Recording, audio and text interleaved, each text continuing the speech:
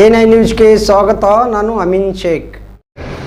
ಇವತ್ತು ಬಹಳ ವಿಶೇಷವಾಗಿ ಕರ್ನಾಟಕ ಸರ್ಕಾರ, ಜಿಲ್ಲಾ ಕಾನೂನು ಸೇವೆಗಳ ಪ್ರಾಧಿಕಾರ, ವಕೀಲರ ಸಂಘ, ಹಾಗೆ ಮಹಿಳಾ ಮತ್ತು ಮಕ್ಕಳ ಅಭಿವೃದ್ಧಿ ಇಲಾಖೆ, ವಿಕಲಚೇತನ ಮತ್ತು ಹಿರಿಯ ನಾಗರಿಕರ ಸಬಲೀಕರಣ ಇಲಾಖೆ, ಕಸ್ತೂರಿಬಾ ಗ್ರಾಮ ರುದ್ರಾಶ್ರಮ ಅರಕೆರೆ ಹಾಗೂ ಈ ಒಂದು ಶಾಲೆಯ ಸಂಯುಕ್ತ ಆಶ್ರಯದಲ್ಲಿ ಹಾಗೂ ಅರಕೆರೆ ಪಂಚಾಯಿತಿ ಹಾಗೂ ಈ ಒಂದು ಭಾಗದ ಎಲ್ಲ ನಾಗರಿಕರ ಸಂಯುಕ್ತ ಆಶ್ರಯದಲ್ಲಿ ಭಾಳ ವಿಶೇಷವಾಗಿ ಇವತ್ತಿನ ದಿವಸ ಹಿರಿಯ ನಾಗರಿಕರ ಸಂರಕ್ಷಣೆ ಕಾಯ್ದೆ 2007 ಪಾಲನೆ ಮತ್ತು ಸಂರಕ್ಷಣಾ ಕಾಯ್ದೆ 2007ರ ಒಂದು ಜಾಗೃತಿ ಕಾರ್ಯಕ್ರಮವನ್ನು ಉದ್ಘಾಟನೆ ಮಾಡಿದಂತಹ ನಮ್ಮ ಮಂಡ್ಯ ಜಿಲ್ಲಾ ಕಾನೂನು ಸೇವೆಗಳ ಪ್ರಾಧಿಕಾರದ ಹಿರಿಯ ನ್ಯಾಯಾಧೀಶರು ಹಾಗೂ ಸದಸ್ಯ ಕಾರ್ಯದರ್ಶಿಗಳಾದಂಥ ಗೌರವಾನ್ವಿತ ಎಂ ಆನಂದ್ ಸಾಹೇಬ್ರೆ, ಹಾಗೆ ಗೌರವಾನ್ವಿತ ತಹಸೀಲ್ದಾರ್ ಆದಂಥ ಪರಶುರಾಮ್ ಸತ್ತಿಗೇರಿ ಅವರೇ, ಹಾಗೆ ಭಾಳ ವರ್ಷಗಳಿಂದ ಭಾಳ ವಿಶೇಷವಾಗಿ ಮಂಡ್ಯ ಜಿಲ್ಲೆಯಲ್ಲಿ ಮಹಿಳಾ ಮತ್ತು ಮಕ್ಕಳ ಕಲ್ಯಾಣ ಇಲಾಖೆಯಲ್ಲಿ ಮಂಡ್ಯ ಜಿಲ್ಲೆಯಾದ್ಯಂತ 7 ತಾಲೂಕು ಒಳಗೊಂಡಂತೆ ಎಲ್ಲರ ಅಭಿವೃದ್ಧಿಯನ್ನು ಮಾಡ್ತಾ ಇರ್ತಕ್ಕಂತಹ ಹಿರಿಯ ಅಧಿಕಾರಿಗಳಂತ ರಾಜಮೂರ್ತಿರವರೇ, ಹಾಗೆ ವೇದಿಕೆಯಲ್ಲಿರ್ತಕ್ಕಂಥ ಎಲ್ಲ ಗೌರವಾನ್ವಿತ AR ಅನಿಲ್ ಬಾಬುರವರೇ ಹಾಗೂ ಇತರ ಎಲ್ಲ ಅಧಿಕಾರಿಗಳೇ, ಹಾಗೆ ಕೋಮಲ್ ಕುಮಾರ್ ಅವರೇ ಹಾಗೂ ಇಲ್ಲಿರ್ತಕ್ಕಂಥ ಎಲ್ಲ ಗೌರವಾನ್ವಿತ ಗಣ್ಯರೇ ಅಲ್ವಾ. ಭಾಳ ವಿಶೇಷವಾಗಿ ಮೊದಲು ನಾವು ತಿಳ್ಕೋಬೇಕಾದೇನಪ್ಪ ಅಂತ ಹೇಳಿದ್ರೆ, ನಾವು ಕಾನೂನನ್ನು ಗೌರವಿಸಿದ್ರೆ ಕಾನೂನು ನಮ್ಮನ್ನು ಏನು ಮಾಡುತ್ತೆ, ಗೌರವಿಸೋದ್ರ ಜೊತೆಗೆ ನಮಗೆ ರಕ್ಷಣೆಯನ್ನು ಕೊಡ್ತದೆ ಅಂತಕ್ಕಂಥದ್ದು. ನಮಗೆ ರಕ್ಷಣೆ ಬೇಕಾ, ಗೌರವ ಬೇಕಾ? ಎರಡೂ ಬೇಕು ಅಲ್ವಾ. ಒಬ್ಬ ಮನುಷ್ಯನಿಗೆ ಮಾನವ ಹಕ್ಕುಗಳು ಉಲ್ಲಂಘನೆ ಆಗಬಾರ್ದು, ಮಾನವ ಮೌಲ್ಯ ಕುಸಿಬಾರ್ದು. ವಿದ್ಯಾರ್ಥಿಗಳಾಗಿರ್ಬೋದು, ಮಕ್ಕಳಾಗಿರ್ಬೋದು, ಪೋಷಕರಾಗಿರ್ಬೋದು, ಮಹಿಳೆಯರಾಗಿರ್ಬೋದು, ಪುರುಷರಾಗಿರ್ಬೋದು, ಯಾರೇ ಹಕ್ಕುಗಳು ಕುಸಿತ ಆಗಬಾರ್ದು. ನಮ್ಮ ಹಕ್ಕುಗಳು, ನಮ್ಮ ಹ್ಯಾಪಿನೆಸ್, ನಮ್ಮ ಸೌಂದರ್ಯ ಅಂತಕ್ಕಂಥದ್ದು, ನಮ್ಮ ಹಕ್ಕು ಅಂತಕ್ಕಂಥದ್ದು, ನಮ್ಮ ಸಂತೋಷ ಅಂತಕ್ಕಂಥದ್ದು ನಮಗೆ ಬೇಕು ಅಲ್ವಾ. ಹಾಗಾಗಿ ಈ ಜಗತ್ತಿನಾದ್ಯಂತ ತಮಗೆಲ್ಲ ಗೊತ್ತಿರುವ ಹಾಗೆ ನೂರಾರು ಸಾವಿರಾರು ವರ್ಷಗಳಿಂದ ಹೋರಾಟ ಅಂತಕ್ಕಂಥದ್ದು ಮತ್ತೊಂದೆಲ್ಲ ಆಗಿ ನಡೆದು ಬಂದು 1947 ನಮಗೇನು ಬಂತು ಸ್ವಾತಂತ್ರ್ಯ. ಯಾರಿಗೆ ಬಂತು ಸ್ವಾತಂತ್ರ್ಯ? ಯಾರಿಗೆ ಬಂತು? ನಿಮಗೆ ಬಂತಾ? ನಿಮಗಿಲ್ವಾ? ಎಲ್ಲರಿಗೂ ಬಂತು. 1947ರಲ್ಲಿ ಆಗಸ್ಟ್ 15, 1947 ನಮಗೆ ನಿಮಗೆಲ್ಲ ಸ್ವಾತಂತ್ರ್ಯ ಅಂತಕ್ಕಂಥದ್ದು ಬಂತು ಅಲ್ವಾ. ಸ್ವಾತಂತ್ರ್ಯ ಬಂದಮೇಲೆ ನಮಗೆಲ್ಲ ಸಿಕ್ಬಿಡ್ತಾ? ಇಲ್ಲ. ಸ್ವಾತಂತ್ರ್ಯ ಬಂತು, ಏನು ಬ್ರಿಟಿಷಿಂದ ಸ್ವಾತಂತ್ರ್ಯ ಬಂತು. ಆದರೆ ನಾವು ಕಾಯಕದಿಂದ ಕೈಲಾಸ ಕಾಡಬೇಕಲ್ಲ ಅಲ್ವಾ, ವರ್ಕಿಂದ ವರ್ಷಿಪ್ನ ಕಾಡಬೇಕು ಅಲ್ವಾ. ನಾವು ಬರೀ ಹಂಗಾಗಿ ಅದಾದ ನಂತರ ಸಾಕಷ್ಟು ಸರ್ಕಾರಗಳು, ಕೇಂದ್ರ ಸರ್ಕಾರ ಆಗ್ಬೋದು, ರಾಜ್ಯ ಸರ್ಕಾರ ಆಗ್ಬೋದು, ಪ್ರತಿಯೊಬ್ಬ ಮನುಷ್ಯನ ಯಾವುದೇ ಜಾತಿ, ಧರ್ಮ, ವರ್ಗ, ಊರಾಗಲಿ, ಬಡವಾಗಲಿ, ಶ್ರೀಮಂತರಾಗಲಿ, ಪ್ರತಿಯೊಬ್ಬ ಮನುಷ್ಯನ ಹಕ್ಕು, ಅವನ ಕರ್ತವ್ಯದ ಬಗ್ಗೆ ಅವ್ರಿಗೆ ಅರಿವು ಮೂಡಿಸ್ತಕ್ಕಂಥದ್ದು ಅಲ್ವಾ, ಅವರ ಹಕ್ಕುಗಳ ಬಗ್ಗೆ ಜಾಗೃತಿ ಮೂಡಿಸ್ತಕ್ಕಂಥದ್ದು. ಹಾಗೆ ಪ್ರತಿಯೊಬ್ಬ ಮಾನವನು ಸಹ ಸಂತೋಷವಾಗಿ ಬದುಕಕ್ಕೆ ಏನೇನು ವ್ಯವಸ್ಥೆಗಳು ಬೇಕು ಈ ದೇಶದಲ್ಲಿ, ನಾಡಿನಲ್ಲಿ, ಅದನ್ನೆಲ್ಲನೂ ಸರ್ಕಾರಗಳು ಕೊಡ್ತಾ ಬಂತು ಅಲ್ವಾ. ಅದಾದ ನಂತರ ನಮಗೆ ಈ ಭಾಗದಲ್ಲಿ ನಾವೀಗ ಮಂಡ್ಯದಿಂದ ಹೊರಡ್ರೆ ನಿಮ್ಮ ಕೊತ್ತತ್ತಿ ಆಗ್ಬೋದು, ಈಗ ಅಕ್ಕಪಕ್ಕ ಊರುಗಳಲ್ಲಿ ಬರಬೇಕಾದ್ರೆ ನಮಗೆ ಊರುಗಳ ಹೆಸರು ಹಿಂದೆ ತಮಗೆಲ್ಲ ಗೊತ್ತು, ಊರ ಹೆಸರು ಹೇಳಕ್ಕೆ ಬರ್ತಿರ್ಲಿಲ್ಲ ಅಲ್ವಾ. 2ನೇ ಸ್ಟಾಪ್ ಸಿಗ್ತದೆ, ಛತ್ರಿ ಮರ ಸಿಗ್ತದೆ, ಕೊತ್ತತ್ತಿದ್ದು ಬಾಗೆ ಮರ ಅಂತ ನಿಲ್ಲಿಸ್ತಾರೆ, ನಿಲ್ಲಿಸ್ಬಿಡು ಅಂತಿದ್ರು ಅಲ್ವೇನ್ರಿ. ಆ ಬಾಗೆ ಮರದ ಬಿಡಿಸ್ಬಿಡು, ಯಾಕೆಂದ್ರೆ ನಮಗೆ ಊರ ಹೆಸರು ಓದಕ್ಕೆ ಬರ್ತಿರ್ಲಿಲ್ಲ. ಕೊತ್ತತ್ತಿ ಆಗ್ಬೋದು, ಗಣಪತಿ ವಿದ್ಯಾಶಾಲೆ ಆಗ್ಬೋದು, ಅರಕೆರೆ ಪೊಲೀಸ್ ಠಾಣೆ ಸ್ಟಾಪ್ ಆಗ್ಬೋದು, ಮೊದಲನೇ ಸರ್ಕಲ್, ಮಧ್ಯ ಸರ್ಕಲ್ ಯಾವುದು ನಮಗೆ ಗೊತ್ತಿರಲಿಲ್ಲ. ಯಾಕೆ ಗೊತ್ತಿರಲಿಲ್ಲ? ಓದಕ್ಕೆ ಬರ್ತಿರ್ಲಿಲ್ಲ, ವಿದ್ಯೆ ಅಂತಕ್ಕಂಥದ್ದು ಇರಲಿಲ್ಲ. ಬರೀ ಬಾಗೆ ಮರ ನೋಡ್ಕೊಂಡು ಎಳಿತಿದ್ದು. ತಪ್ಪಿ ಬಾಗೆ ಮರ ಮಳೆಗೆ ಬಿದ್ದೋಗಿದ್ರೆ ಮುಂದೆ ಸ್ಟಾಪ್ಗೆ ಹೋಗಿ ಶಾಂತಿ ಕೋಪ್ಲತ ಎಳಿಯೋಂಗಾಗೋದು ಅಲ್ಬಿಟ್ರೆ, ಅರಕೆರೆ ಬಿಟ್ಬಿಟ್ಟು ಶಾಂತಿ ಕೋಪ್ಲತ ಹಿಡಿದ್ಬಿಟ್ಟು ಎಲ್ಲಪ್ಪ ಮನೆ ಮುಂದಕ್ಕೆ ಬಂದ್ಬಿಟ್ಟು ಅಂತ ಕೇಳ್ತಿದ್ದು. ಯಾಕೆ ಹಿಂಗಾಯ್ತಿತ್ತು ಅಂತ ಹೇಳಿದ್ರೆ, ನಮಗೆ ಅಕ್ಷರ ಜ್ಞಾನ, ವಿದ್ಯೆ ಅಂತಕ್ಕಂಥದ್ದು ಇರಲಿಲ್ಲ. ಹಾಗಾಗಿ 1991ನೇ ಸಾಲಿನಲ್ಲಿ ಈ ಭಾರತ ಸರ್ಕಾರ, ಅನೇಕ ಸರ್ಕಾರಗಳೆಲ್ಲ ಸೇರಿ ಪ್ರತಿಯೊಂದು ರಾಜ್ಯದಲ್ಲೂ ಪ್ರತಿಯೊಬ್ಬ ಮನುಷ್ಯನಿಗೂ ವಿದ್ಯೆ ಅಂತಕ್ಕಂಥದ್ದನ್ನ ಕಲಿಬೇಕು. ವಿದ್ಯೆ ಇದ್ರೆ ಮನುಷ್ಯ ಏನಾದ್ರು ಬದುಕಲ್ಲಿ ಸಾಧನೆ ಮಾಡೋಕ್ಕೆ ಸಾಧ್ಯವಾಗ್ತದೆ, ವ್ಯಾಜ್ಯಗಳು ಕಮ್ಮಿ ಆಗ್ತದೆ ಅಂತಕ್ಕಂಥ. ಮೊದಲು ನೀವೆಲ್ಲ ವಿದ್ಯೆ ಕಲಿಯೋಕ್ಕಿಂತ ಮುಂಚೆ ಹಿಂದೆ ಏನು ತಾಲೂಕು ಆಫೀಸ್ಗೆ ಹೋಗಿ ಶ್ರೀರಂಗಪಟ್ಟಣದಲ್ಲಿ ಆಸ್ತಿ ಜಮೀನು ಯಾರಿಗಾರ ವರ್ಗಾವಣೆ ಮಾರಾಟ ಮಾಡೋದಿದ್ರೆ 2 ಎಕರೆ ಬರ್ಕೊಟ್ಬಿಟ್ಟು ಬಂದ್ಬಿಡುವು. ಅಲ್ಲಿ 2 ಹೋಗಿ 4 ಬರ್ಕೊಂಡಿದ್ರು ಗೊತ್ತಾಯ್ತಿರಲಿಲ್ಲ. ಊರಿಗೆ ಬಸ್ ಹೊಂಟೋಯ್ತದೆ, 5:30 ಬಸ್, ಕೊನೆಯದು 5:30 ಬಸ್ಸು, ಲಾಸ್ಟ್ ಹೋಗ್ಬೇಕು, ಬಿರ್ಬಿನ ಸೈನ್ ಹಾಕ್ಸ್ಕೊಳಪ್ಪ, ನಾವು ಹೋಗ್ಬೇಕು, ಹೆಂಡತಿ ಮಕ್ಕಳನ್ನ ಕರ್ಕ ಬಂದ್ಬಿಟ್ಟಿದ್ದೀವಿ, ಹಾಲು ಕರಿಬೇಕು ಅಂತ ನಮ್ಗೆ ಹಾಲು ಕಡೆಯೇ ಜ್ಞಾನ ಅಲ್ವಾ.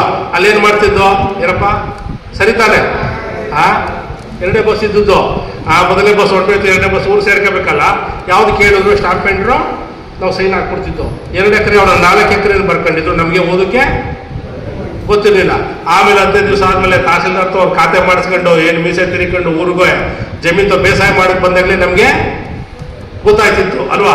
ಏನಾಗ ತಹಸೀಲ್ದಾರ್ ಕರ್ಕೊಂಡ್ಬರುವ, ನೋಡಪ್ಪ ನೀನೇ 4 ಎಕರೆ ಬರ್ಕೊಟ್ಟಿದೆ, ಇಲ್ಲ ರೇ ಇವ್ನು ಕೇಳಿ ಮಾದಪ್ಪನ ಇವನು ಬಂದಿದೆ ಸಾಕ್ಷಿಗೆ 2 ಎಕರೆಗಲ್ವ ನೀನು ದುಡ್ಡು ಕೊಟ್ಟದ್ದು 50,000 1 ಲಕ್ಷ ಅಂದರೆ ಇಲ್ಲ ನೋಡಿ ಬರ್ಕೊಟ್ಟಿದ್ದೆ, ಡಾಕ್ಯುಮೆಂಟ್ಸ್ ಇದೆ ಅಲ್ವಾ. ಅದು ದಾಖಲೆ ಏನು ಹೇಳ್ತದೆ ಕೇಳುವಂತಿಲ್ಲ. ಆಗ ನಮಗೆ ನಮ್ಮ ಹಕ್ಕು ಉಲ್ಲಂಘನೆ ಆಗ್ತಿತ್ತು ಅಲ್ವಾ. ನಾವು ಆರ್ಥಿಕವಾಗಿ ನಷ್ಟವನ್ನು ಅನುಭವಿಸ್ತಾ ಇದ್ದೋ. ಹಾಗಾಗಿ ಸರ್ಕಾರಗಳು ಪ್ರತಿಯೊಬ್ಬ ಮನುಷ್ಯನಿಗೆ ಅಂಕಿ ಅಂಶಗಳನ್ನು ಓದುವಂಥದ್ದಾಗ್ಬೋದು, ಕನ್ನಡವನ್ನು ಬರೆಯುವಂಥದ್ದು ಕಲಿಬೇಕು ಅಂತೇಳಿ 1990-91ನೇ ಸಾಲಿನಲ್ಲಿ ಏನು ಸಾಕ್ಷರ ಜ್ಯೋತಿ ಅಂತಕ್ಕಂಥ ಕಾರ್ಯಕ್ರಮವನ್ನು ತಂದರು. ಯಾವ ಜ್ಯೋತಿ? ಸಾಕ್ಷರ ಜ್ಯೋತಿ. ಸಾಕ್ಷರ ಜ್ಯೋತಿ ತಂದ ಪ್ರತಿಫಲವಾಗಿ ನಾವೆಲ್ಲ ಕನ್ನಡದಲ್ಲಿ ನಾವು ಎಲ್ಲ ಅಕ್ಷರಗಳನ್ನು ಬರೀತಿರ್ತೇವೆ ಅಲ್ವಾ. ಆ ಹೆಣ್ಮಕ್ಳೆಲ್ಲ ಜ್ಯೋತಿ, ದೀಪ, ರೂಪ, ಶಿಲ್ಪ, ಕಲ್ಪ, ಹಸಿನ ಬಾನು ಅಂತ ಬರೆದು ಕನ್ನಡದಲ್ಲಿ ಮಹೇಶ, ಉಮೇಶ, ರಮೇಶ, ನಟರಾಜು, ಕೋಮಲ್ ಕುಮಾರ್ ಅಂತ ಬರೆಯುವುದನ್ನ ಕಲ್ತು ಬರೆದ ಮೇಲೆ ಅಂಕಿನ ಕಂಡುಹಿಡಿದು ಕಲ್ತು 1 2 3 4 ಇದಂತೂ ಇದ್ಯಾಕೆ 4 ಬರ್ದಿದೆ 2 ಬರ್ದಿದೆ ಅಂತ ಅಂತಕ್ಕಂಥದ್ದು ಕಂಡುಹಿಡಿದು ಅಲ್ವಾ. ಅದಾದ ನಂತರ ಈ ಭಾರತ ದೇಶದಲ್ಲಿ ಬರೀ ಅಕ್ಷರ ಜ್ಞಾನ ಒಂದೇ, ಬರೀ ಪೇಪರ್ ಓದುವಂಥದ್ದು ವ್ಯವಹಾರ ಕಲ್ತ್ರೆ ಸಾಕಾಗೋದಿಲ್ಲ. ಪ್ರತಿಯೊಬ್ಬ ಮನುಷ್ಯನಿಗೂ ಕಾನೂನಿನ ಅರಿವಿರಬೇಕು ಅಂತಕ್ಕಂಥ ಉದ್ದೇಶದ 1987ರಲ್ಲಿ ಏನು ಸುಪ್ರೀಂ ಕೋರ್ಟಿನ ನ್ಯಾಯಮೂರ್ತಿಗಳು ಮತ್ತು ಭಾರತ ಸರ್ಕಾರ, ಅನೇಕ ರಾಜ್ಯ ಸರ್ಕಾರದ ಎಲ್ಲ ಸೇರಿಕೊಂಡು ಜನಸಾಮಾನ್ಯರಿಗೆ ಕಾನೂನಿನ ಅರಿವು ಮತ್ತು ನೆರವು ಅಂತಕ್ಕಂಥದ್ದು ಅಲ್ವಾ. ಬರೀ ಅರಿವು ಹೇಳ್ಬಿಟ್ಟು ಭಾಷೆ ಹೇಳ್ಬಿಟ್ಟು ಹೊಂಡೋದ್ರೆ ಆಗೋದಿಲ್ಲ. ಏನೇನೋ ಹೇಳೋದಿಲ್ಲ ಸರ್, ಅರ್ಥ ಆಗಿಲ್ಲ ಅಂತದೆ. ಹಾಗೆ ನೀವು ಕೇಳಿದಾಗ ನಾವು ನೆರವನ್ನು ಕೊಡಬೇಕಲ್ಲ, ನಿಮಗೆ ಸಹಾಯವೇ ಬರ್ಕೊಡಿ ಸರ್ ಒಂದು ಫಾರಮ್ ಅಂದಾಗ ನಾವು ಬರ್ಕೊಡ್ಬೇಕಲ್ಲ.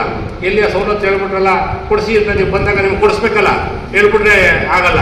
ಹಂಗಾಗಿ ಅರಿವು ಮತ್ತು ನೆರವನ್ನು 1990-91ನೇ ಸಾಲಿನಲ್ಲಿ ಈ ಭಾರತ ಸರ್ಕಾರ, ಅನೇಕ ಸರ್ಕಾರಗಳೆಲ್ಲ ಸೇರಿ ಪ್ರತಿಯೊಂದು ರಾಜ್ಯದಲ್ಲೂ ಪ್ರತಿಯೊಬ್ಬ ಮನುಷ್ಯನಿಗೂ ವಿದ್ಯೆ ಅಂತಕ್ಕಂಥದ್ದನ್ನ ಕಲಿಬೇಕು.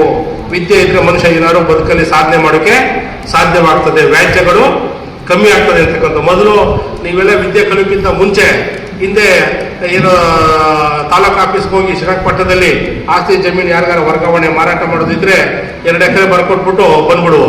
ಅಲ್ಲಿ 2 ಹೋಗಿ 4 ಬರ್ಕೊಂಡಿದ್ರು ಗೊತ್ತಾಯ್ತಿರಲಿಲ್ಲ. 3 ಬಸ್ ಹೊಂಟೋಯ್ತದೆ, 5:30 ಬಸ್ ಕೊನೆಯದು 5:30 ಬಸ್ಸು ಲಾಸ್ಟ್ ಹೋಗ್ಬೇಕು. ಬಿರ್ಬಿನ ಸೈನ್ ಹಾಕ್ಸ್ಕೊಳಪ್ಪ ನಾವು ಹೋಗ್ಬೇಕು, ಹೆಂಡತಿ ಮಕ್ಕಳನ್ನ ಕರ್ಕೊಂಡು ಬಂದ್ಬಿಟ್ಟಿದ್ವಿ. ಹಾಲು ಕರಿಬೇಕು ಅಂತ ನಮ್ಗೆ ಹಾಲು ಕಡೆಯೇ ಜ್ಞಾನ ಅಲ್ವಾ. ಅಲ್ಲೇನು ಮಾಡ್ತಿದ್ದೋ ಏನಪ್ಪ ಸರಿ ತಾನೆ. 2 ಬಸ್ ಇದ್ದದ್ದು, ಮೊದಲನೇ ಬಸ್ ಹೊರಟೋಯ್ತು, 2ನೇ ಬಸ್ ಊರು ಸೇರ್ಕೋಬೇಕಲ್ಲ. ಯಾವ್ದು ಕೇಳಿದ್ರು ಸ್ಟಾಂಪ್ ಪೆಂಡ್ರು ನಾವು ಸೈನ್ ಹಾಕ್ಕೊಡ್ತಿದ್ದೋ. 2 ಎಕರೆ ಅವರ 4 ಎಕರೆ ಬರ್ಕೊಂಡಿದ್ರು, ನಮಗೆ ಓದಕ್ಕೆ ಗೊತ್ತಿರಲಿಲ್ಲ. ಆಮೇಲೆ 15 ದಿವಸ ಆದಮೇಲೆ ತಹಸೀಲ್ದಾರ್ ಅವ್ರು ಖಾತೆ ಮಾಡಿಸ್ಕೊಂಡು ಏನು ಮೀಸೆ ತಿರ್ಕೊಂಡು ಊರಿಗೆ ಜಮೀನು ಬೇಸಾಯ ಮಾಡಕ್ಕೆ ಬಂದಾಗಲೇ ನಮಗೆ ಗೊತ್ತಾಯ್ತಿತ್ತು ಅಲ್ವಾ. ಏನಾಗ ತಹಸೀಲ್ದಾರ್ ಕರ್ಕೊಂಡ್ಬರುವ, ನೋಡಪ್ಪ ನೀನೇ 4 ಎಕರೆ ಬರ್ಕೊಟ್ಟಿದೆ, ಇಲ್ಲ ರೇ ಇವ್ನು ಕೇಳಿ ಮಾದಪ್ಪನ ಇವನು ಬಂದಿದೆ ಸಾಕ್ಷಿಗೆ 2 ಎಕರೆಗಲ್ವ ನೀನು ದುಡ್ಡು ಕೊಟ್ಟದ್ದು 50,000 1 ಲಕ್ಷ ಅಂದರೆ ಇಲ್ಲ ನೋಡಿ ಬರ್ಕೊಟ್ಟಿದ್ದೆ, ಡಾಕ್ಯುಮೆಂಟ್ಸ್ ಇದೆ ಅಲ್ವಾ. ಅದು ದಾಖಲೆ ಏನು ಹೇಳ್ತದೆ ಕೇಳುವಂತಿಲ್ಲ. ಆಗ ನಮಗೆ ನಮ್ಮ ಹಕ್ಕು ಉಲ್ಲಂಘನೆ ಆಗ್ತಿತ್ತು ಅಲ್ವಾ. ನಾವು ಆರ್ಥಿಕವಾಗಿ ನಷ್ಟವನ್ನು ಅನುಭವಿಸ್ತಾ ಇದ್ದೋ. ಹಾಗಾಗಿ ಸರ್ಕಾರಗಳು ಪ್ರತಿಯೊಬ್ಬ ಮನುಷ್ಯನಿಗೆ ಅಂಕಿ ಅಂಶಗಳನ್ನು ಓದುವಂಥದ್ದಾಗ್ಬೋದು, ಕನ್ನಡವನ್ನು ಬರೆಯುವಂಥದ್ದು ಕಲಿಬೇಕು ಅಂತೇಳಿ 1990-91ನೇ ಸಾಲಿನಲ್ಲಿ ಏನು ಸಾಕ್ಷರ ಜ್ಯೋತಿ ಅಂತಕ್ಕಂಥ ಕಾರ್ಯಕ್ರಮವನ್ನು ತಂದರು. ಯಾವ ಜ್ಯೋತಿ? ಸಾಕ್ಷರ ಜ್ಯೋತಿ. ಸಾಕ್ಷರ ಜ್ಯೋತಿ ತಂದ ಪ್ರತಿಫಲವಾಗಿ ನಾವೆಲ್ಲ ಕನ್ನಡದಲ್ಲಿ ನಾವು ಎಲ್ಲ ಅಕ್ಷರಗಳನ್ನು ಬರೀತಿರ್ತೇವೆ ಅಲ್ವಾ. ಆ ಹೆಣ್ಮಕ್ಳೆಲ್ಲ ಜ್ಯೋತಿ, ದೀಪ, ರೂಪ, ಶಿಲ್ಪ, ಕಲ್ಪ, ಹಸಿನ ಬಾನು ಅಂತ ಬರೆದು ಕನ್ನಡದಲ್ಲಿ ಮಹೇಶ, ಉಮೇಶ, ರಮೇಶ, ನಟರಾಜು, ಕೋಮಲ್ ಕುಮಾರ್ ಅಂತ ಬರೆಯುವುದನ್ನ ಕಲ್ತು ಬರೆದ ಮೇಲೆ ಅಂಕಿನ ಕಂಡುಹಿಡಿದು ಕಲ್ತು 1 2 3 4 ಇದಂತೂ ಇದ್ಯಾಕೆ 4 ಬರ್ದಿದೆ 2 ಬರ್ದಿದೆ ಅಂತ ಅಂತಕ್ಕಂಥದ್ದನ್ನ ಕಂಡುಹಿಡಿದು ಅಲ್ವಾ.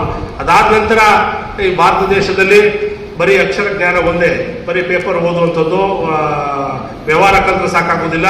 ಪ್ರತಿಯೊಬ್ಬ ಮನುಷ್ಯನಿಗೂ ಕಾನೂನಿನ ಅರಿವಿರಬೇಕು ಅಂತಕ್ಕಂಥ ಉದ್ದೇಶದ 1987ರಲ್ಲಿ ಏನು ಸುಪ್ರೀಂ ಕೋರ್ಟಿನ ನ್ಯಾಯಮೂರ್ತಿಗಳು ಮತ್ತು ಭಾರತ ಸರ್ಕಾರ, ಅನೇಕ ರಾಜ್ಯ ಸರ್ಕಾರದ ಎಲ್ಲ ಸೇರಿಕೊಂಡು ಜನಸಾಮಾನ್ಯರಿಗೆ ಕಾನೂನಿನ ಅರಿವು ಮತ್ತು ನೆರವು ಅಂತಕ್ಕಂಥದ್ದು ಅಲ್ವಾ. ಬರೀ ಅರಿವು ಹೇಳ್ಬಿಟ್ಟು ಭಾಷೆ ಹೇಳ್ಬಿಟ್ಟು ಹೊಂಡೋದ್ರೆ ಆಗೋದಿಲ್ಲ. ಏನೇನೋ ಹೇಳೋದಿಲ್ಲ ಸರ್, ಅರ್ಥ ಆಗಿಲ್ಲ ಅಂತದೆ. ಹಾಗೆ ನೀವು ಕೇಳಿದಾಗ ನಾವು ನೆರವನ್ನು ಕೊಡಬೇಕಲ್ಲ, ನಿಮಗೆ ಸಹಾಯವೇ ಬರ್ಕೊಡಿ ಸರ್ ಒಂದು ಫಾರಮ್.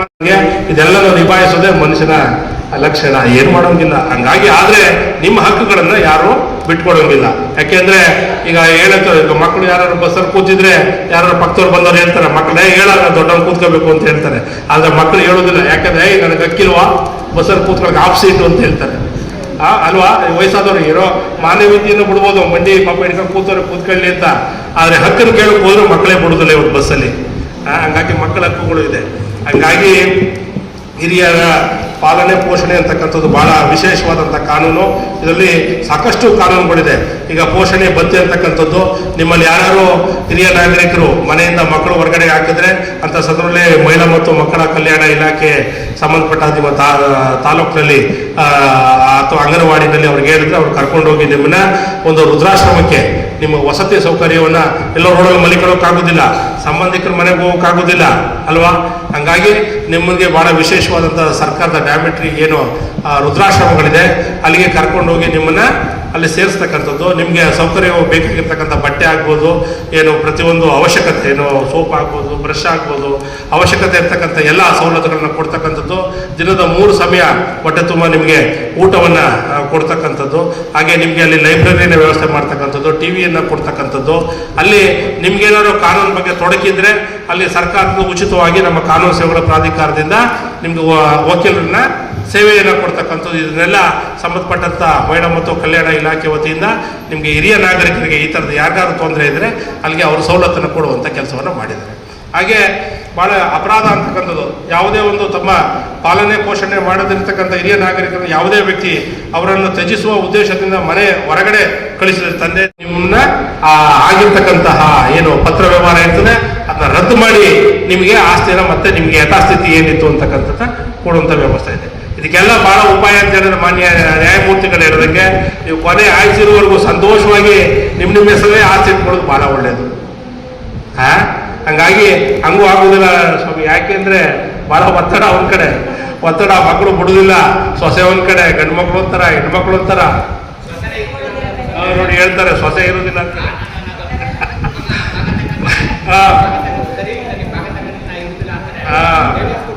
ಇಲ್ಲಿ ಆ ಮಾನಸಿಕ ಒತ್ತಡ ತಾಳ್ಲಾರ್ದೆ ಆದಾಗ ತಗೋಬಪ್ಪ ಸೈನ್ ಹಾಕಿ ಕೊಟ್ಬಿಡ್ತೀನಿ ಅನ್ನೋ ಶಕ್ತಿ, ಆ ಒಂದು ಪವರ್ ಈ ಕಾಯ್ದೆಗಿದೆ. ಅದರಿಂದ ಈಗಾಗಲೇ ರಾಜಮೂರ್ತಿಯವರು ಹೇಳಿದ್ರು ಆಸ್ತಿ ಮಾಡಿದಾಗ ಭಾಗಗಳು ಕೊಡಬೇಡಿ ಅಂತ. ನನ್ನ ಪ್ರಕಾರ ಆಸ್ತಿ ನೀವಿರೋ ಗಂಟ ಭಾಗನೇ ಮಾಡಬೇಡಿ, ಈಗ ಬದುಕಿರೋ ಗಂಟ ಭಾಗನೇ ಮಾಡಬೇಡಿ. ನಿಮ್ಗೆ ಒಳ್ಳೆ ಬೆಲೆ ಇರುತ್ತೆ, ಚೆನ್ನಾಗಿ ನೋಡ್ಕೊತಾರೆ. ಅಟ್ಲೀಸ್ಟ್ ಆಸ್ತಿ ಇದೆಯಪ್ಪ ನಾವು ನೋಡ್ಕೋಬೇಕು ಅನ್ನೋ ಕಾಳಜಿ ಅದು ಬರುತ್ತೆ, ಜವಾಬ್ದಾರಿ ಬರುತ್ತೆ. ಯಾವುದೇ ಒಂದೆರಡು ಮಣಿಬೇಡ್ರಿ, ನಿಮ್ಮ ಆಸ್ತಿ ನೀವಿರೋ ಗಂಟ ಉಳಿಸ್ಕೊಳ್ಳಿ. ಆಮೇಲೆ ಹೋದ್ಮೇಲೆ ಯಾರು ಬೇಕಾದ್ರೂ ಭಾಗ ಮಾಡ್ಕೊಳ್ಳಿ ಬೇಡಿ. ಇಲ್ಲಾಂದ್ರೆ ನಿಮ್ಗೆ ಯಾರಿಗೆ ಇಷ್ಟಿಷ್ಟೇ ಬೇಕಪ್ಪ ಅನ್ನೋಂಥ ಒಂದು ಇಚ್ಛೆ ಇದ್ರೆ, ಈಗ ಚಿಕ್ಕ ಮಗನ ಮೇಲೆ ಪ್ರೀತಿ ಇದ್ರೆ, ಚಿಕ್ಕ ಮಗನ ಮೇಲೆ ಪ್ರೀತಿ ಇದ್ರೆ ಆ ಮೂಮೆಂಟ್ ಅಲ್ಲಿ ಬೇಕಾದ್ರೆ ಒಂದು ಬಿಲ್ ಬರೀರಿ. ಅದೇ ಬಿಲ್ ರಿಜಿಸ್ಟರ್ ಆಗ್ಬೇಕಂತಾನೆ ಇಲ್ಲ, ಒಂದು ವೈಟ್ ಪೇಪರ್ ಅಲ್ಲಿ ಬಂದ್ಬಿಟ್ಟು ಸೈನ್ ಆಗಿ ಇಟ್ಕೊಂಡು ಕೂಡ ಆಯ್ತು. ಅಂದ್ರೆ ಅದು ನಿಮ್ಗೆ ಪ್ರೊಟೆಕ್ಷನ್. ಈಗ ನೀವು ಆಸ್ತಿ ಎಲ್ಲ ಮಕ್ಕಳು ಕೊಟ್ಬಿಟ್ಟು ಕಡೆಗಾಲದಲ್ಲಿ ನಮ್ಮ ಮಕ್ಕಳನ್ನ ನಾವು ನೋಡ್ಕೊಳ್ತಾ ಇಲ್ಲ ಅನ್ನೋ ದೂರ ಬದಲು ನಿಮ್ಮ ಆಸ್ತಿ ನೀವೇ ಉಳಿಸ್ಕೊಳ್ರಿ, ನೀವು ಕಷ್ಟ ಬಿದ್ದು ಮಾಡಿರೋಂಥ ಆಸ್ತಿ. ಆಮೇಲೆ ನಿಮ್ಮ ತದನಂತರ ಅದು ಆಟೋಮೆಟಿಕ್ ನಿಮ್ಮ ಮಕ್ಕಳಿಗೆ ಹೋಗೇ ಹೋಗ್ತೈತೆ ಕಾನೂನುಬದ್ಧವಾಗಿ. ಅದರಿಂದ ಆದಷ್ಟು ಇದನ್ನ ಅವಾಯ್ಡ್ ಮಾಡಿದಾಗ ನಿಮ್ಮ ಬೆಲೆ ನಿಮಗೆ ಇರುತ್ತೆ. ನಿಮ್ಮನ್ನ ನೋಡ್ಕೊಳ್ಳೋ ಅಂಥದ್ಕೆ ಕಾಯ್ದೆ ಅವಶ್ಯಕತೆ ಇಲ್ಲ, ಮಕ್ಕಳು ನೋಡ್ಕೊಳ್ಳೇಬೇಕು. ನೋಡ್ಕೊಂಡಿಲ್ಲ ಅಂದ್ರೆ ಆಸ್ತಿನೇ ಕೊಡಬೇಡಿ. ನಿಮ್ಮ ಆಸ್ತಿ ಆರಾಮಾಗೆ ನೀವು ಆಸ್ತಿನಲ್ಲಿ ಏನು ಆದಾಯ ಬರ್ಬೇಕು ಅದನ್ನ ಮಾಡ್ಕೊಳ್ರಿ. ಒಂದು ಬ್ಯಾಂಕಲ್ಲಿ ಡಿಪಾಸಿಟ್ ಇಟ್ಕೊಳ್ಳಿ, ನಿಮ್ಮ ಖರ್ಚು ವೆಚ್ಚಗಳು ನೀವೇ ನೋಡ್ಕೊಳ್ರಿ. ಯಾಕೆ ತಲೆ ಕೆಡಿಸ್ಕೊಂತೀರಾ? ನೀವು ಆಸ್ತಿ ಕೊಟ್ಟಾಗ್ತಾನೆ ನೀವು ಇನ್ನೊಬ್ಬರು ಡಿಪೆಂಡ್ ಆಗ್ಬೇಕು, ಮಕ್ಕಳು ನೋಡ್ಕೊಂಡಿಲ್ಲಪ್ಪ ಅಂತ. ಅದೇ ನೀವು ಮಕ್ಕಳೇ ನಿಮ್ಮನ್ನ ನೋಡ್ಕೊಳಕ್ ಮಾಡ್ಬೇಕಂದ್ರೆ ನೀವು ಒಂದು ಸ್ವಲ್ಪ ಬುದ್ಧಿವಂತರಾಗಬೇಕು. ಇದನ್ನ ಯಾಕಪ್ಪ ಹೇಳ್ತಾ ಇದ್ದೀನಿ ಅಪ್ಪ ಅಂತಂದ್ರೆ, ಎಷ್ಟೋ ಮಕ್ಕಳು ಬರೀ ಆಸ್ತಿ ಭಾಗ ಆದ್ಮೇಲೆ ನೋಡ್ಕೊಳ್ಳೋದೇ ಬಿಟ್ಬಿಡ್ತಾರೆ. ಈ ತರ ವಿಚಾರಗಳು ಜಾಸ್ತಿ ಬರ್ತಾ ಇರುವಂತ ಉದ್ದೇಶಕ್ಕೆ ಇದನ್ನ ನೊಂದ್ಕೊಂಡೇ ಹೇಳ್ತಾ ಇದ್ದೀನಿ ನಾವು. ಅದರಿಂದ ಎಲ್ಲ ಈಗಾಗಲೇ ಅವ್ರು ಹೇಳಿದ್ರು, ಯಾರು ತಂದೆ ತಾಯಿಗಳು ನೋಡ್ಕೊಂಡಿಲ್ಲ ಅವರು ಉದ್ಧಾರ ಆಗಲ್ಲ ಅಂತ. ಅದು ಒಂದು ಪಾಠ. ಅಂದ್ರೆ ತಂದೆ ತಾಯಿನ ನಾವು ನೋಡ್ಕೊಳ್ಳುವಂಥದ್ದು ಧರ್ಮ. ಅದು ಧರ್ಮ ಉಳಿಬೇಕಪ್ಪ ಅಂತಂದ್ರೆ ಅದು ನಮ್ಮ ಕರ್ತವ್ಯ. ನಾವು ಸಣ್ಣವರಾಗಿದ್ದಾಗ ಅವ್ರು ನೋಡ್ಕೊಂಡಿರ್ತಾರೆ, ನಾವು ದೊಡ್ಡವರಾದ್ಮೇಲೆ ಅವರು ಮಕ್ಕಳ ತರ, ಹಿರಿಯ ನಾಗರಿಕರು ಮಕ್ಕಳ ತರ, ಅವ್ರ ಮಕ್ಕಳ ತರ ಜೋಪಾನ ಮಾಡೋದು, ಕಾಪಾಡೋದು ನಮ್ಮ ಕರ್ತವ್ಯ. ಆಗ ಮಾತ್ರ ಅದಕ್ಕೆ ಬೆಲೆ ಇರುತ್ತೆ, ಆಗ ಮಾತ್ರ ಒಳ್ಳೆ ಗಾಡಿ ಬೆಳೆ ಇದ್ದು ಸುಭಿಕ್ಷವಾಗಿರೋದು ಸಾಧ್ಯ ಆಗುತ್ತೆ. ಇಲ್ಲ ಅಂದ್ರೆ ನೋಡಿ, ಈ ತರ ಪ್ರಕೃತಿನೇ ಅಲ್ಲವಲ್ಲ ಈ ತರದೆಲ್ಲ ನಾವು ನೋಡ್ತಾ ಇದ್ದೀವಿ. ಕಲಿಯುಗ ಅಂತಂದ್ರೆ ನೋಡಿ ಮಾಡುವಂಥದ್ದು. ಈಗ ಹಿಂದೆಲ್ಲ ಹೇಳ್ತಾ ಇದ್ರು ಏನು ಮಾಡೋದಂದ್ರೆ ಇನ್ನೊಂದೆಲ್ಲ ತೀರ್ಸ್ತಾರ. ಈಗ ಕಲಿಯುಗದಲ್ಲಿ ಹಂಗಿಲ್ಲ. ಇವಾಗ ಏನಂತ ತೀರ್ಸ್ಕೊಡ್ಬೇಕು, ಆ ರೀತಿಯಲ್ಲಿ ಇದೆ ಕಲಿಯುಗ. ಅದರಿಂದ ಅದನ್ನ ಎಲ್ಲರೂ ಸಹ ತಿಳ್ಕೊಂಡು ಹೋಗ್ಬೇಕು. ಮೊದಲನೇದಾಗಿ ಇದನ್ನ ಈಗಾಗಲೇ ಹೇಳಿದಂಗೆ ತಂದೆ ತಾಯಿಗಳನ್ನ ನೋಡ್ಕೊಳ್ಳೋದು ಧರ್ಮ, ಕರ್ತವ್ಯ. ಯಾರ ಮನೆಯಲ್ಲಿ ತಂದೆ ತಾಯಿಗಳು ಹಿರಿಯರಿರ್ತಾರ ಆ ಮನೆ ಚೆನ್ನಾಗಿರ್ತಾರೆ. ಯಾಕಂದ್ರೆ ಹಿರಿಯರು ನಮ್ಮ ಅನುಭವಗಳನ್ನ ನಮ್ಮ ಮಕ್ಕಳಿಗೆ ಹೇಳ್ತಾರೆ. ಈ ಥರ ಏನೋ ತೊಂದರೆಗೆ ಈಡಾಗ್ಬಿಟ್ಟಪ್ಪ ಅಂತ ಹೇಳಿದ್ರೆ ಆ ತೊಂದರೆ ಎಲ್ಲ ಅನುಭವಿಸಿ ಆ ಒಂದು ಈ ಥರದಿಂದ ಆ ಅನುಭವದಿಂದ ಅವರು ಹೇಳಿರೋದ್ರಿಂದ ಆ ಒಂದು ಸಲಹೆಗಳು ದುಡ್ಡು ಸಿಗಲ್ಲ. ಆ ಮಟ್ಟಿಗೆ ಅವರು ನಮ್ಮ ಕುಟುಂಬ ಪ್ರೊಟೆಕ್ಟ್ ಆಗಬೇಕು, ನಮ್ಮ ಮಕ್ಕಳು ಚೆನ್ನಾಗಿರ್ಬೇಕು ಅಂತ ಬಯಸೋದು ಅವ್ರ ಅನುಭವಗಳನ್ನ ಹೇಳ್ಕೊಂತಾರೆ. ಯಾವ ಮನೆ ಹಿರಿಯರಿದ್ದಾರೆ ಆ ಮನೆ ಸಂತೋಷಿದ್ರೆ, ಯಾವ ಮನೆಯಲ್ಲಿ ಹಿರಿಯರಿಂದ ವಿಭಾಗ ಕುಟುಂಬ ಇರ್ತಾರೆ ಅಲ್ಲಿ ಇರುತ್ತೆ, ನೀವೇ ನೋಡಿ ಅಲ್ಲಿ ಜಗಳ ಇರುತ್ತೆ, ಅಶಾಂತಿ ಅಸಮಾಧಾನ ಇರುತ್ತೆ. ಅದಕ್ಕೆ ಅಜ್ಜಿ ಇಲ್ಲದ ಊಟ ಮಜ್ಜಿಗೆ, ಅಜ್ಜಿ ಇಲ್ಲದ ಮನೆ ಮಜ್ಜಿಗೆ ಇಲ್ಲದ ಊಟದಂತೆ ಅಂತ ಗಾದೆನೇ ಇದೆ. ಹಾಗಾಗಿ ಎಲ್ಲರೂ ನಾವು ಹಿರಿಯರನ್ನ ಗೌರವಿಸೋಣ. ಅದಕ್ಕೋಸ್ಕರವೇ ಸರ್ಕಾರ ಸಹ ಹಿರಿಯರಿಗೆ ಇಷ್ಟ ಸವಲತ್ತುಗಳನ್ನ ಕೊಟ್ಟಿದೆ. ಆ ಸವಲತ್ತುಗಳು ಇಲಾಖೆ ಹೇಳಬೇಕು. ಆ ಸವಲತ್ತುಗಳನ್ನ ದೊರಕಿಸ್ಕೊಳ್ಳುವಂಥ ರೀತಿಯಲ್ಲಿ ನೀವು ಕರ್ತವ್ಯ ಮಾಡಿದಾಗ ಅದು ನಿಜವಾಗಿ ನಾವು ಮಾಡೋಂಥ ಕರ್ತವ್ಯ, ನಾವು ಮಾಡೋಂಥ ಸೇವೆ ಹಿರಿಯರಾಗಬೇಕು.